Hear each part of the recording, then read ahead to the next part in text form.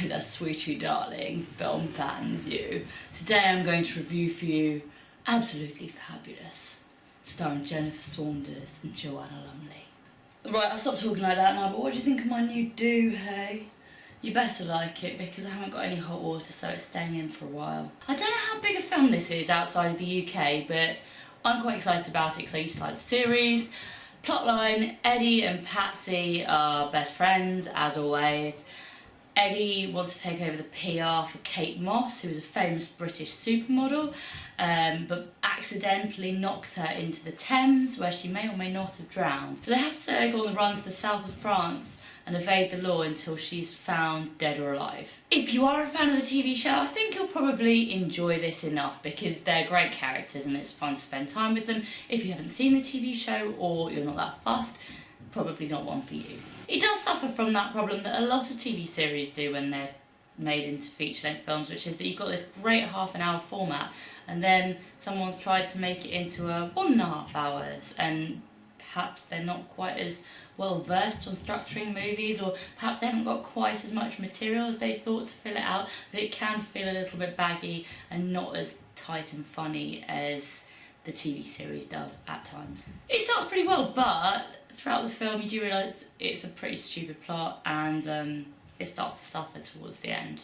This said, Joanna Lumley is always gorgeous, funny, amazing, total woman crush, love her. And between Jennifer Saunders and Joanna Lumley you do have that great double act. Something that always fills me with fear is when a movie feels it has to rely on celebrity cameos, and this one is bursting with celebrity cameos, perhaps mostly only famous again to a British audience. Some of them are just out and out not funny. Stella McCartney is not a comedian, and Emma Bunton's acting skills don't really seem to have progressed since Spice World the movie. I love Rob Webb and I just don't think he was used to the best of his abilities. He was kind of funny occasionally, but not good enough. I love Rebel Wilson and I really like Rylan Clark, but why were they there? It wasn't funny. I'll tell you who was funny though.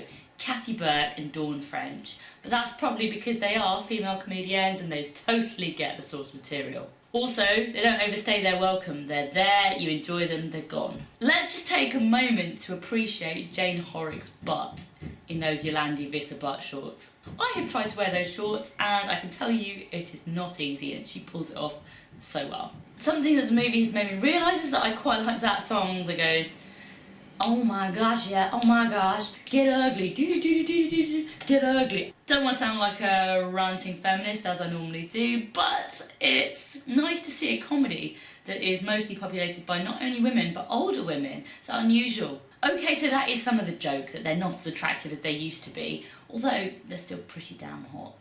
Overall, it's funny-ish, but not really funny enough. It's certainly not as bad as some movie spin-offs of TV series. But if you fancy watching some classic Adina and Patsy, then probably you should do just that and buy the DVD. But what did you guys think? Because some people are really not loving this. Let me know in the comments and don't forget to subscribe to my channel. Please subscribe to my channel, darling.